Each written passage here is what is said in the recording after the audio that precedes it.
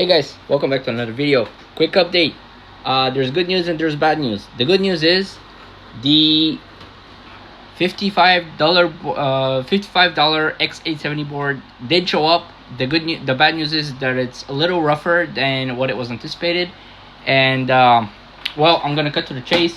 Sadly, it does not work. And if you're doubting that it ever cost $55, this is the entry. I know I have it open in Paint because it does have my address and all that jazz, but this is the entry of the motherboard with the Pulsator tracking code. $30, offer accepted. You're gonna have to divide shipping and taxes roughly by 2 because I did have a second product on here as well, but we're gonna talk about that in just a second. So this motherboard was essentially bought as a batch of, I think, 4 or 5 motherboards. I don't remember anymore, because what ends up happening is I buy them, I fix them, and I sell them for a little bit of a profit. Nothing too crazy, hopefully. Don't come at me in the comments. But it was gonna be part of that series, the $600 desktop computer that I was building, and hopefully I can show people that it was still affordable to build PCs in 2026 on a modern platform.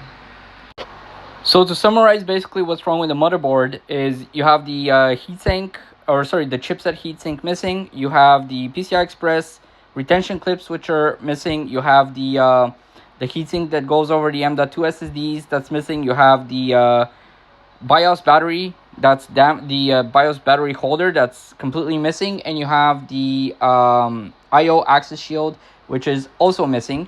However, when I was examining the motherboard online, I saw that the socket was extremely clean. There's no bent pins whatsoever. Actually, let's just open it up real quick.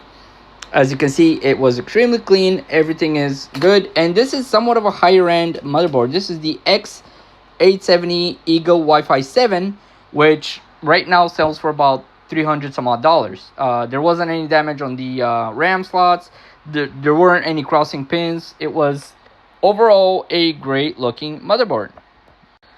So I'm thinking, what the hell, why not? Let's see it. I put in my my little testing chip, which is the Ryzen 5 8600G, and lo and behold, the big problem is that the CPU debugging light comes on. And for those that you don't know what that means, it means that somewhere along the CPU circuit, whether it's a resistor, or sorry, whether it's an open or a short, there is a fault somewhere, and it doesn't want to boot with it. I have tried different types of RAM, different configurations, and